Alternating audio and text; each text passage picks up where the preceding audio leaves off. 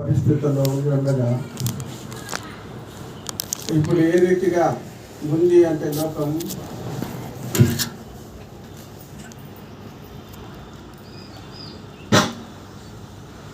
దోచుకుంటానికి,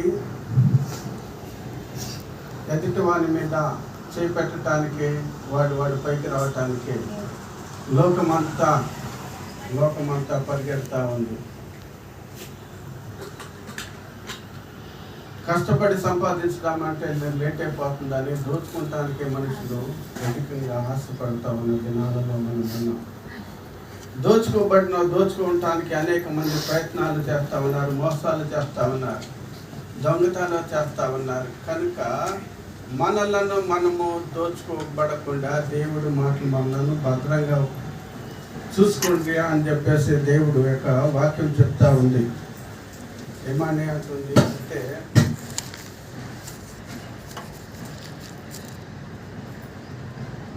ప్రకటన గ్రంథం 3వ అధ్యాయం 11వ వచనం.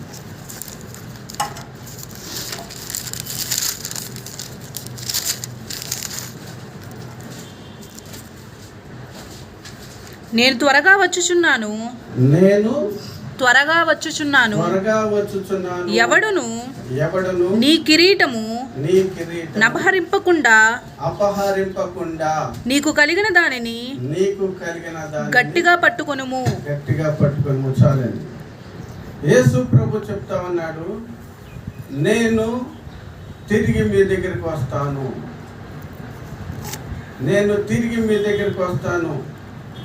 తిరిగి వచ్చేటప్పుడు నేనేం చేస్తున్నాను అంటే, నేను మీకు ఒక కిరీటాన్ని ఇచ్చా. ఏమిచ్చాడంట? మీకు ఒక కిరీటాన్ని ఇచ్చా. ఆ కిరీటాన్ని ఎవడు దొంగిలించకుండా కాపాడుకోండి అయ్యా అని చెప్తా ఉన్నాడు. ఆయన ఈ భూలోకంలో ఉన్నప్పుడు చెప్తున్న మాట ఏమని అంటూ ఉన్నాడు, నేను మరలా తిరిగి వస్తాను. యోహాను సువార్త 14వ అధ్యాయం 1 నుంచి చదువు. 14:1 నుంచి. మీ హృదయమును కలవరపడనీయుకుడి, దేవుని యందు విశ్వాసముంచుచున్నారు, నాయందును విశ్వాసముంచుడి. నా తండ్రి ఇంట అనేక నివాసములు కలవు, లేని ఎడల మీతో చెప్తున్నా. చాలు. ఆయన ఎందుకు వెళ్ళాడు అంటే, ఆయన మన కొరకు పరలోకమందు నివాసాలు కట్టడానికి వెళ్ళాడు. నీవుంటానికి నీకొక నివాసాన్ని ఏర్పాటు చేయడానికి వెళ్ళాడు. ఈ లోకంలో కట్టుకున్నట్టు ఇటుక రాళ్లతో సిమెంట్తో కట్టే ఇల్లు కాదు. అవి వేలంటే విలువ కలిగిన రాళ్లతో, రత్నాలతో, వజ్రాలతో, వైఢూర్యాలతో, అనేక విలువైన రాళ్లతో ఆయన నీ కొరకు ఇల్లు కట్టబడటానికి, నిన్ను సిద్ధపడటానికి ఆయన వెళ్ళాడు. ఆయన వద్ద ఇల్లు తక్కువ లేదంట. ప్రతి ఒక్కరికి ఒక ఇల్లు. ఎవరికారు నేను మావిడి కలిపి ఈ ఇంట్లోనే ఉంటామంటే కుదరదు. ఎవరి దానికే సపరేట్. ఎవరి భక్తి చొప్పున వారికి ఉంటుంది ఇల్లు. నీ భక్తిని బట్టి నీకు కట్టబడుతుంది, నీ భార్య భక్తిని బట్టి మీ భార్యకు కట్టబడుతుంది, నీ కుమార్తెని భక్తి బట్టి మీ కుమార్తెకి కట్టబడుతుంది. అంత విలువ కలిగినటువంటి ఇళ్లను నేను కట్టడానికి వెళ్తున్నాను. మీరు జాగ్రత్తగా ఉండండి. నేను మరలా మీ వద్దకు వస్తాను. ఎక్కడికి? మిమ్మల్ని తీసుకొని వెళ్ళటానికి నేను వస్తాను. మిమ్మల్ని తీసుకొని వెళ్ళాలి అంటే మీ వద్ద ఏముండాలి? కిరీటం ఉండాలి. నేను ఇచ్చిన దాన్ని మీ దగ్గర ఉండాలి. దాన్ని పోగొట్టుకుంటే నేను తీసుకెళ్ళలేను. దాన్ని పోగొట్టుకుంటే ఆయన నిన్ను తీసుకెళ్ళలేడు. ముందే చెప్తున్నాడు, నేను నీకు ఇచ్చాను కిరీటాన్ని, దానిని నువ్వు జాగ్రత్తగా భద్రపరుచుకో. భద్రపరచుకోమంటున్నాడు అంటే దోచుకునేవాడు ఒకడు ఉన్నాడు, దోచుకుంటానికి ఒకడున్నాడు. ఆ దోచుకునేవాడు దానిని దోచకుండా నువ్వు కాపాడుకోవాల్సిన బాధ్యత నీ మీదే ఉంది తప్ప దేవుని మీద లేదు. ఎందుకు అంటే నీకు ఒక బాధ్యతను అప్పగించాడు. ఏమని అప్పగించాడు అంటే నువ్వు కాపాడుకోయా, నేను నీకు ఇచ్చాను బహుమానం. ఎవరైనా నీకు బహుమానం ఇచ్చినప్పుడు నువ్వు తీసుకెళ్లి బీరోలను ఎక్కడో జాగ్రత్త పెట్టుకుని దాచుకోవాలి తప్ప ఇచ్చినోడు మళ్ళీ వచ్చి నీకు కాపురా ఉంటాడా? నీకోసం ఇచ్చినోడు ఎవడన్నా నీకు బహుమానం ఇచ్చినోడు ఇంటికి వచ్చి నీకు కాపులా ఉంటాడా? కాపాడుకోవాల్సినది ఎవరు? కాపాడుకోవాల్సినది ఎవరు? మనము అంటున్నాము. మనము మనకిచ్చినటువంటి కిరీటాన్ని భద్రపరచుకోగలుగుతున్నామా?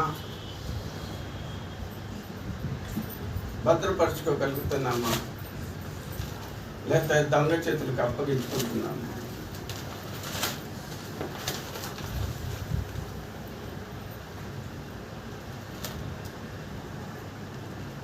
ఒక వ్యక్తి యెరూషలేములో నుంచి యెరికో పట్టణంకి వస్తా ఉంటుంటే దొంగల చేత కొట్టబడ్డాడు. అంతా దోచేసుకున్నారు. గాయపరిచేవాడు ఊరికి వదులుతాడా? ఆ దగ్గర ఉన్నది లాక్కోవాలంటాడు. గట్టిగా పట్టుకున్నాడు, తుక్కు తన్నేసి ఏం చేసి గాయపరిచేసి ఆ దగ్గర లాక్కుని వెళ్ళిపోయారు. ఎక్కడి నుంచి వస్తున్నాడు ఈ వ్యక్తి అంటే యెరూషలేములో నుంచి వస్తున్నాడంట. యెరూషలేము ఏంటి? అక్కడ దేవాలయం ఉంది. ఇక్కడ యెరూషలేములో ఏముంది? దేవాలయంలో ఉంది. దేవాలయంలో నివసించే ఈ వ్యక్తి, దేవాలయ సన్నిధిలో ఉండే ఈ వ్యక్తి, దేవుని సన్నిధిలో బ్రతికే ఈ వ్యక్తి ఏం చేస్తున్నాడు అంటే దేవుని సన్నిధిని వదిలిపెట్టి దిగిపోయి ఎక్కడికి వెళ్తున్నాడు? లోకంలోకి వెళ్ళిపోతా ఉన్నాడు. ఎక్కడిలో ఈ యొక్క సన్నిధిలో ఉంటే నీతిగా బతకాలి, యథార్థంగా ఉండాలి, అబద్ధాలు చెప్పకూడదు, మోసాలు చేయకూడదు, దొంగిలించకూడదు, ఒక వస్తువుని ఆశించకూడదు. ఇవన్నీ అందుకు అక్కడైతే అందరితో కలిసి అక్కడే బ్రతుకుతానని అక్కడ నుంచి దిగి వస్తా ఉంటుంటే ఏం చేశాడంట? ఆ దొంగను పట్టుకుని తిక్కతో కొట్టి వాడి దగ్గర ఉన్నదంతా లాక్కుపోయాడు. ప్రియమైన దేవుని బిడ్డ, దేవుడు నీకు ఇచ్చిన దానిని నువ్వు కాపాడుకుంటున్నావా? పోగొట్టుకుంటే నువ్వు నష్టపోతావు, పోగొట్టుకుంటే నువ్వు గాయపరచబడతావు, పోగొట్టుకుంటే ఆయనకు దూరం అయిపోతావు. ఆయన నీ మీద విశ్వాసం ఉంచి నీ కొరకు పరలోక పట్టణమందు ఉన్నతమైన గృహాలు సిద్ధపరుస్తా ఉంటే ఈ లోకంలో ఉన్న దాని కొరకు, కొద్ది ఆనందం కొరకు మనుషులు ఏం చేస్తున్నారు అంటే విలువ లేని దాని కొరకు పరిగెడుతున్నారే. తమ యొక్క దేవుడిచ్చిన బహుమానాన్ని సక్రమంగా కాపాడుకోలేక పోగొట్టుకుంటున్నారు అనేక మంది. మనం ఎలా ఉన్నాం? మనము ప్రతిరోజు ప్రతి దినము మనము కాపాడుకోవాల్సినది ఏది అంటే ఆయన ఇచ్చిన రక్షణ అనే కిరీటాన్ని జాగ్రత్తగా కాపాడుకోవాలి. ఏ కిరీటం అండి? ఎఫెసీ పత్రిక 6:17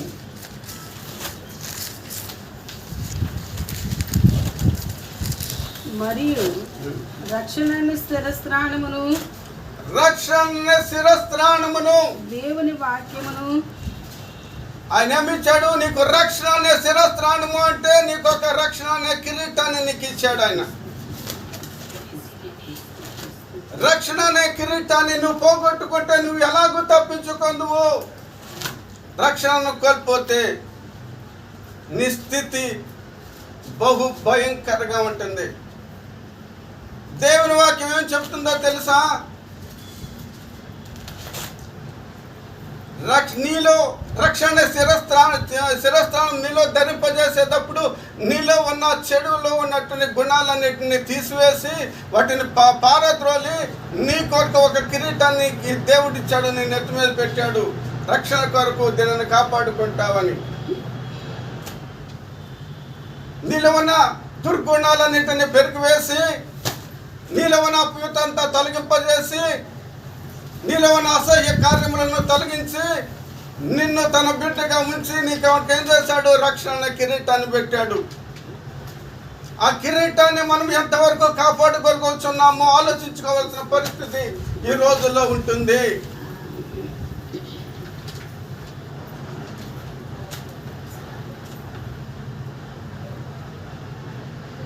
ఎందుకు అంటే దుష్టుడు బహు వేగంగా పని చేస్తూ ఉన్నాడు. నీకంటే నేనైతే 8 గంటలు పని చేసి మా రాత్రిపూట నిద్రపోవచ్చు, కానీ అది 24 గంటలు పని చేస్తూ ఉన్నాడు. నీ దగ్గర ఉన్న దానిని ఎలా లాగించు, అలాగే చేయాలా? నీ కొరకు దాచుంచాడే. ఆ ఉన్నత గృహంలోనికి అడుగు పెట్టకుండా నిత్య నాశనం వైపు నిన్ను లాక్కెళ్ళిపోవటానికి వాడు ప్రయత్నం చేస్తా ఉన్నాడు. ఇటువంటి ప్రయత్నంలో ఉన్న నీవు ఏ రీతిగా ఉండాలంటే మెలకువ కలిగి ఉండమన్నాడు దేవుడు. మెలకువ కలిగి అంటే నిద్రపోకుండా తెల్లవాళ్ళు జాగారం చేయమని కాదు.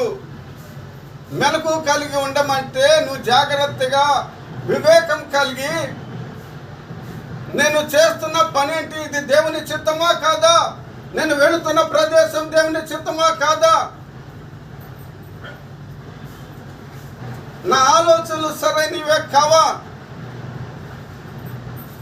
నా ఉద్దేశాలు సరైనవే కావా పరీక్షించుకోవాలండి. మనం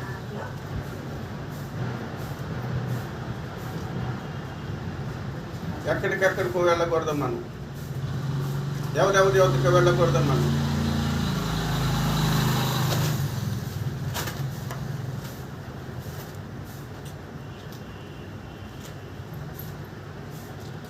దేవుడు ఏమై ఉన్నాడో, దేవుని చిత్తం ఏమై ఉన్నదో దీనిలో రాసి పెట్టే ఉంది. మనం ఏ ప్రదేశానికి వెళ్ళాలి, ఏ ప్రదేశంలో ఉండాలి, మనం ఏ కార్యాలు చేయాలి అనేది దీనిలో రాసి పెట్టింది. ఒక ఆమె దగ్గరికి వెళ్తే పాపం తెలియదు వాళ్ళు.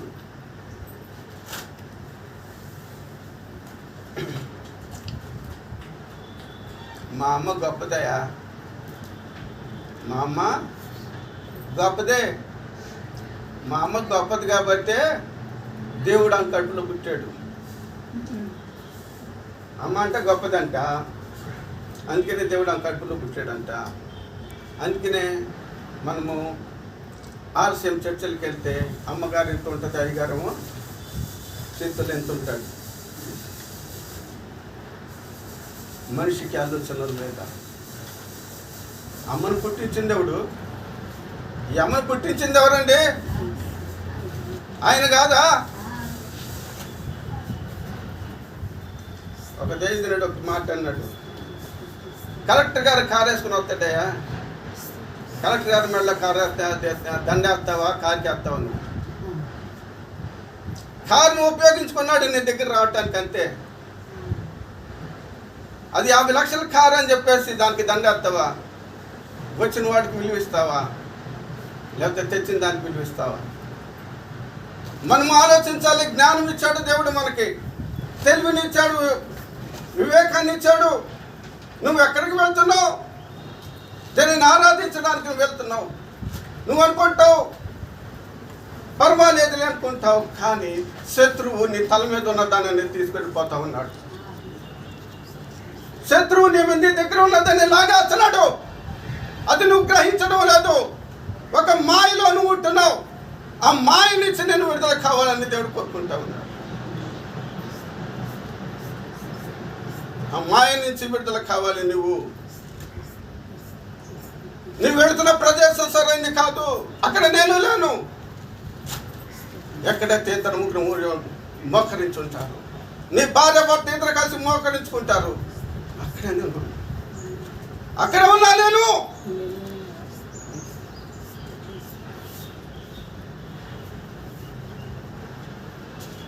మనుషులు గ్రాహింపు లేకుండా దేవుడు ఇచ్చిన అతి విలువైన దానిని పోగొట్టుకుంటున్నారు అనే బాధతో చెప్పుతున్నాను. నువ్వు క్షేమంగా ఉండాలి, నీ బిడ్డలు క్షేమంగా ఉండాలి, మీరు మంచిగా ఉండాలి, మీరు దేవుని చేత ఆశీర్వదింపబడాలి, దేవుని చేత విస్తరింపబడాలి. ఆయన ఇచ్చిన దానిని మీరు గట్టిగా పట్టుకున్నట్లయితే మేలైన దానిని మీరు పొందుకుంటారు, మేలైన దానిని మీరు పొందుకుంటారు. మీ జీవితాల్లో మేలు కావాలి. మీ జీవితాల్లో దైవజనుడు కోరుకున్నది ఏదో కాదు, దాన్ని మీరు ఇచ్చే ధనం కోసం కాదు, మీరు ఇచ్చే కానుకలను బట్టి కాదు. మేము ఈరోజు ఇక్కడ ఉన్నామంటే ఆయన తిండి పెట్టబట్టే ఉంటున్నాం, ఆయన పెట్టబట్టే ఉంటున్నాం, ఆయన బట్టబట్టే కట్టుకుంటున్నాం. ఆయన చెప్పే మాట మేము పలకాలి, దేవుని చిత్తం ఏదో మేము చెప్పాలి అంతే. అందరిలాగా పర్వాలేదులేండి, మీరు ఎక్కడికి వెళ్ళినా పర్వాలేదులేండి, మీరు ఇచ్చే నాకు ఇవ్వండి అంటే మా కిరటం పోద్ది. పర్వాలేదులేండి, మీరు ఎక్కడికైనా తిరగండి అని నేను చెప్తే మా కిరీటం పోద్ది. మీకు ఒక దెబ్బ, నాకు 2 దెబ్బలు. వెళ్ళినందుకు నీకు ఒక దెబ్బ, నాకు 2 దెబ్బలు. ఎందుకంటే చెప్పకపోతే, గ్రహించకపోతే. అతి విలువైన దానిని కాపాడుకోండి. ఎందుకంటే నీ కొరకు విలువలను కలిగిన రాళ్లతో ఒక భవనాన్ని నిర్మిస్తున్న కోట్ల దాని యొక్క ఒక విలువైన ఒక రాయే కోట్ల విలువ చేస్తే ఒక ఇల్లు కట్టంటే ఎన్ని రాళ్ళు కావాలండి విలువైనవి? ఆలోచిస్తున్నావా నువ్వు? ఆలోచించకుండా మనము ఎక్కడికి, ఏ ప్రాంతానికి, ఏ విధంగా ఎవరు పిలిచినా, మా చుట్టూ ఒక ఆయన పిలిచాడు పెళ్ళికి 23వ తారీఖు 27వ తారీఖు వచ్చేసిన ఆదివారం నాడు పెళ్ళి అంటే తినటానికి అడిపెట్టే పొలవ కోసం, అడిపెట్టే మటన్ కోసం. పోరా బాబు అంటాం. ఎందుకు అంటే ఆయన ఇచ్చినది నాకు విలువైనది, ఆయన ఇచ్చింది మాకు విలువైనది. ఆ తిండి కోసం, ఒక్క పూట తిండి కోసం వెళితే శత్రువుని ఎప్పుడు వస్తామని చూస్తాడు లాగేటానికి. శత్రువు ఎప్పుడు వస్తాడు? ఆయన తిండి కోసం మంచి మటన్ బిర్యానీ పెడతాను, వస్తాడే చూద్దాం, లాగేసేద్దామని చెప్పి చూస్తా ఉంటాడు. ఆయన అదే అంటాడు, పావురము వలె నిష్కపటలను, పాము వలె వివేకం కలిగి ఉండండి. పావురంలాగా నిష్కపటంగా ఉండాలి, పాములాగా జాగ్రత్తగా అన్ని గమనిస్తూ ఉండాలి. నువ్వు అగజాగ్రత్తగా నువ్వు ఉంటే పాము నిన్ను కాటేస్తుంది, శత్రువు నీ కిరీటాన్ని ఎత్తుకెళ్ళిపోతాడు. దాన్ని కాపాడుకుంటేనే నువ్వు పరలోక రాజ్యానికి నువ్వు చేరగలవు. కానీ నీ నెత్తి మీద కిరీటము లేకపోతే ఆయన మాత్రం ఎంత ప్రయత్నం చేసినా నువ్వు వెళ్ళలేవు. శత్రువు అంటాడు, దాని కిరీటం నా దగ్గర ఉందిరా, దాన్ని అక్కడికి తీసుకెళ్తామంటాడు ఆయనతో. ఆమె నేను చెప్పినంత మాటింది, నా మార్గంలోకి వచ్చింది, నేను చెప్పినట్టు మాట్లాడుతుంది. ఆమె మాటలు సరైనవి కాదు, ఆమె బుద్ధి సరైనది కాదు, వాడి క్రియలు సరైనవి కాదు. వాళ్ళ కిరీటాన్ని ఇచ్చిన దాన్ని నా ఎప్పుడో నేను కొట్టేశాను రా బాబు అని చెప్తాడు. ఏం చెప్తాడంటే దుఃఖపడుతుంది తప్ప ఏమనుందా? మనము నీ కొరకు, ఆయన మేలైన దానిని కొరకు నువ్వు ఎదురు చూస్తున్నట్లయితే, మేలైనది ఉన్నది నా కొరకు సిద్ధపరిచాడు అని నీవు నమ్మినట్లయితే చిన్న వాటిని తోసేస్తామండి. నా దేవుడు అతి విలువైనది నా కొరకు సిద్ధపరిచినప్పుడు ఈ లోకంలో వీటి కొరకు నేను ఎందుకు పరిగెత్తాలి? వీటి కొరకు నేను ఎందుకు ఆశపడాలి?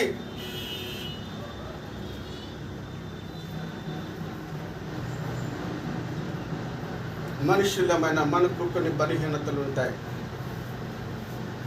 మనం అందరం దేవుళ్ళేం కాదు, మనుషులమైన మనకి కొన్ని బలహీనతలు ఉంటాయి. వాటిని ఎక్కడ జయించగలవు అంటే దేవుని సన్నిధిలో నువ్వు ప్రార్థించినప్పుడే వాటి మీద విజయాన్ని పొందుకోగలవు తప్ప వాటి మీద దేవునితో సహవాసం లేకుండా నీవు విడుదల విజయాన్ని నువ్వు పొందలేవు.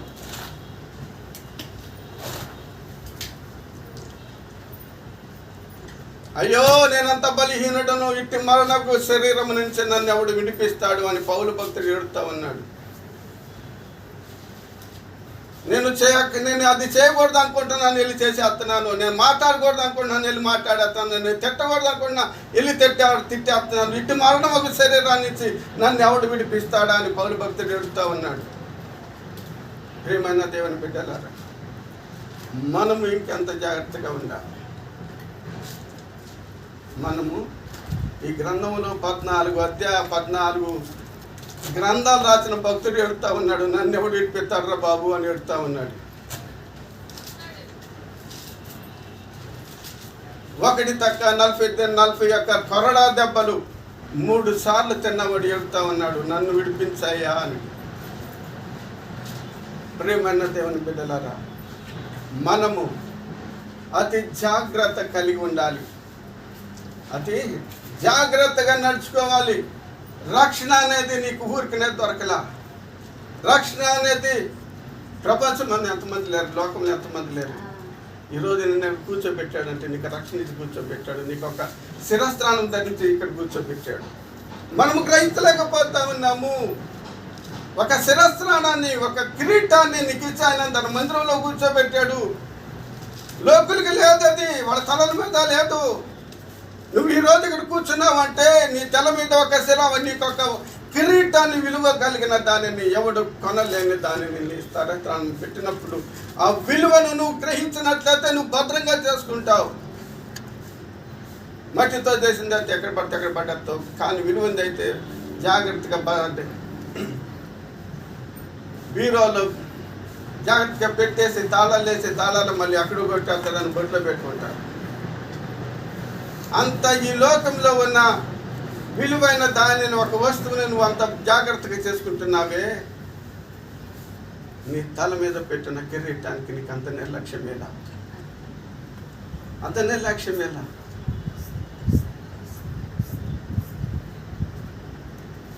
ఎవరికి లేని భాగ్యాన్ని కలిగి చేశాడు, ఎవరికి లేని ధన్యతను నీకు ఇచ్చాడు.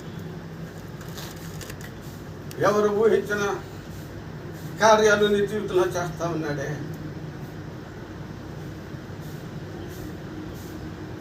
ఆయనను మనిషి, ఆయన ఇచ్చిన దానిని పోగొట్టుకుంటే మనం ఎక్కడుంటాము?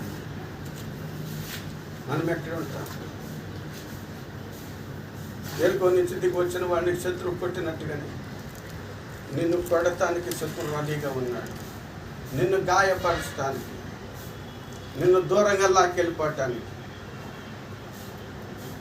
శత్రువు ఎదురు చూస్తున్న దినాలలో మనం బ్రతుకుతున్నప్పుడు ఆయన అంటున్నాడు, నేను మరలా వస్తాను, వచ్చినప్పుడు నీ తల మీద నేను ఇచ్చిన రక్షణ కిరీటం ఉంటుందా?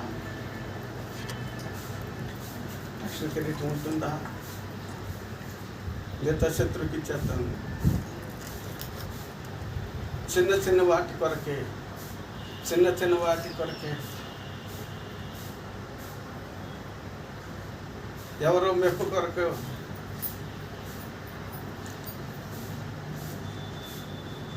దేవునికి మహిమ కలుగును గాక. టీచర్ గారిని బట్టిను మానకాన్ని బట్టి చెల్లిస్తూ ఉంటారు. మా బాబు అన్నం పలానా చోటు ముట్టిస్తామంటే మేము ఎవరో రావు సార్, మేము రామని చెప్పేశారు. మేరా విలువైనది మా నెత్తి మీద పెట్టాడు దేవుడు, విలువైనది మా నెత్తి మీద పెట్టాడు దేవుడు. దానిని కోల్పోవటానికి మేము సిద్ధంగా లేము. మేము రావు, నువ్వేమైనా అనుకో.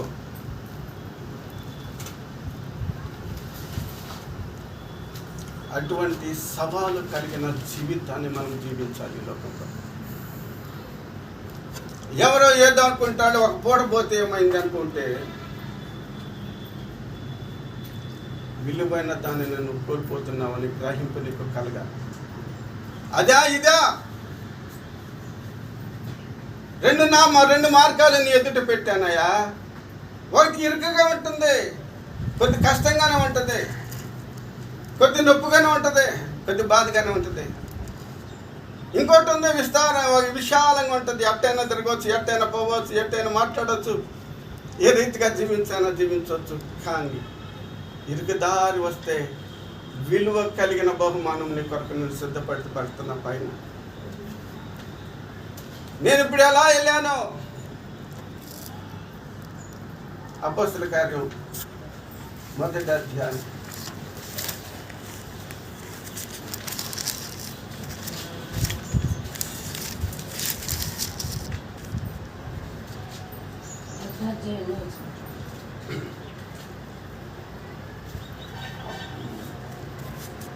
9 దగ్గర నుంచి చదవండి. ఈ మాటలు చెప్పి వారు చూచుచుండగా ఆయన ఆరోహణమాయను. అప్పుడు వారి కన్నులకు కనబడకుండా ఒక మేఘము ఆయనను కొనిపోయెను. ఆయన వెళ్ళుచుండగా ఆయన ఆకాశం వైపు తేరి చూచుచుండిరి. ఇదిగో తెల్లని వస్త్రములు ధరించుకొనిన ఇద్దరు మనుషులు వారి యొద్ద నిలిచి, గలిలయ మనుషులారా, మీరెందుకు నిలిచి ఆకాశము వైపు చూచుతున్నారు? మీ యొద్ద నుండి పరలోకమునకు చేర్చుకొనబడిన ఈ యేసే ఏ రీతిగా పరలోకమునకు వెళ్ళుట మీరు చూచితురు, ఆ రీతిగానే ఎలా ఉంటాడంట? ఆ రీతిగానే ఆయన మాట సత్యం. ఆయన మాట సత్యం. ఆయన పలికింది యథార్థత. ఆయన తిరిగి మరలా నీ కొరకు రాబోతా ఉన్నాడు.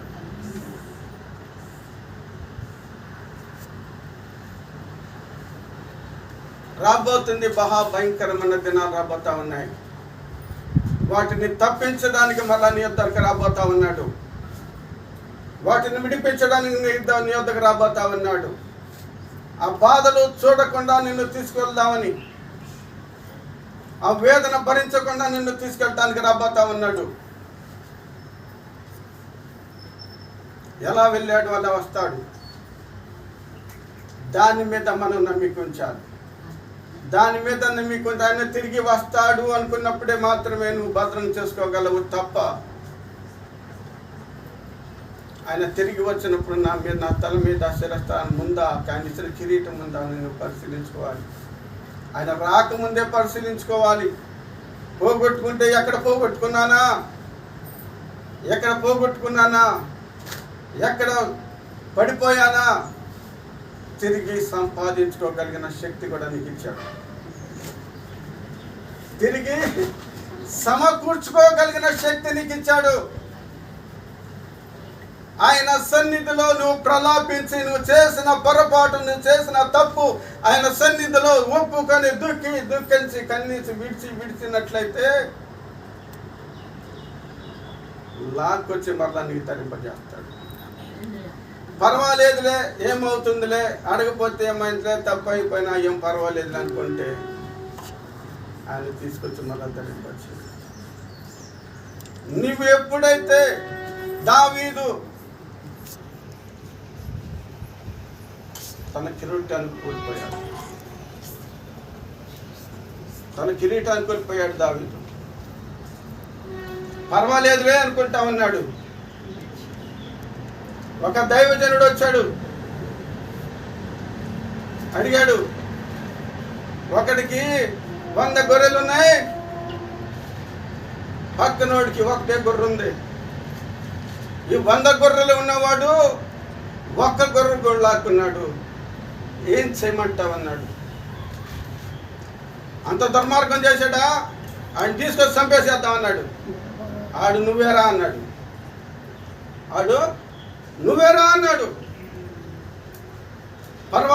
పర్వాలేదులే, నా గురించి ఏం తెలియదులే, ఎవరికి తెలియదులే అనుకుంటా ఉన్నాడు. దైవజనుడు వచ్చి చెప్పాడు, నువ్వేరా? దావీదు ఈ మాట విని ఆ మనుషుని మీద బహుగా కోపగించుకొని యెహోవా జీవముతోడు నిశ్చయముగా ఈ కార్యం చేసిన వాడు మరణపాత్రుడు. నిశ్చయంగా ఎవడైతే తప్పు పని చేశాడో వాడిని చంపేసేస్తాను. నాతాను దావీదును చూసి ఆ మనుషుడు నీవే. ఆ మనుషుడు ఎవడంట? నువ్వెవడో అనుకోని నువ్వు చంపుతావు అనుకుంటున్నావు, కానీ ఆ పని చేసింది నువ్వు రా. ఎట్టోడి పిల్లలు నువ్వు చేసేసావు, ఎట్టని చంపేశావు. ఆ పాపం చేసుకుంటే మెలకుండా కూర్చున్నావు, నాకెవరికి తెలియదులే నేను చేసింది అనుకుంటున్నావు, కానీ నువ్వే. నీ నెత్తి మీద శిరస్థాన్ని దేవుడు పీకి పారేశాడు.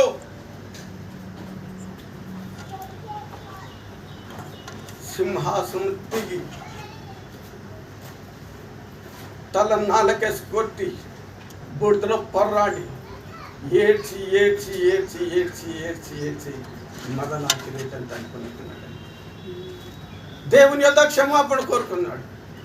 వేదన చెందాడు, దుఃఖపడ్డాడు, బాధపడ్డాడు. అయ్యో, ఇంత ఘోరమైన కార్యం నేను చేసి కూడా మెలకుండానయ్యా, నీ దగ్గర నేనే దాచగలనని చెప్పేసి సింహాసనం దిగొచ్చి గొనపట్ట కట్టుకొని ఏడ్చాడు, ప్రలాపించి మరలా సింహాసనం కిరీటాన్ని తెచ్చుకున్నాడు. మళ్ళా ఏం చేశాడో తెలుసా? ఎవడైతే తన తప్పు ఎత్తి చూపించాడో,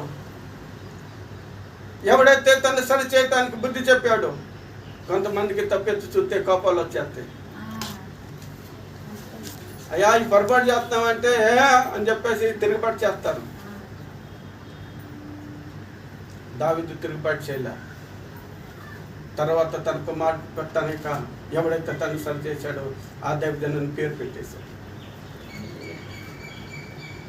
ఎవడైతే తన తప్పు ఎత్తి చూపాడో ఆయన పేరున్న తన కుమారుడు పెట్టుకున్నాడండి. నా జీవితానికి మేలు చేసావు నువ్వు, నేను కోల్పోయిన దానిని తిరిగి సంపాదించి పెట్టించావు.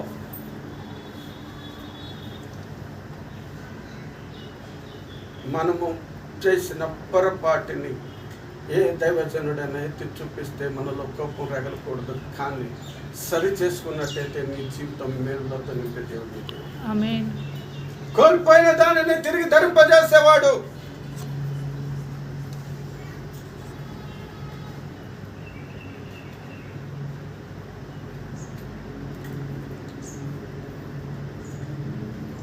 ఈ బైబిల్లో ఎన్ని దీవులు ఉన్నాయో అంత ఖండితం కూడా ఉంది. అన్ని గద్దెంపులు ఉంటాయి. అందుకని ఎవరు ఇష్టపడరు దీన్ని. అందుకని ఎవరు ఇష్టపడరు.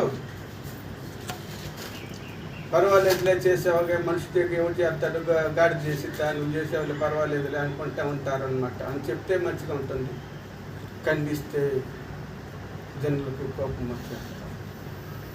ఎందుకు ఖండిస్తున్నారు? గ్రహించండి. మీరు మేలులతో నింపబడాలి అంటే కోల్పోయిన దానిని తిరిగి తెచ్చుకోవాలి. కోల్పోయిన దానిని తిరిగి తెచ్చుకోవాలి. నీ జీవితంలో మేలులు నువ్వు పొందాలి అనుకుంటుంటే, నీ స్థితిగతులు మారాలి అనుకుంటుంటే, నీ ఆశీర్వాదం తిరిగి పొందాలి అనుకుంటుంటే, ఆయన దేవుడు నీతో సహవాసం చేయాలని నువ్వు అనుకుంటుంటే, దేవుడు నీతో మాట్లాడాలని నువ్వు అనుకున్నట్టయితే నువ్వు సరి చేయబడాలి. నీ దోషాన్ని నువ్వు పాద సన్నిధిలో ఒప్పుకోవాలి. దావీదు ఎలా అయితే తన దోషాన్ని ఒప్పుకొని ప్రలాపించాడు.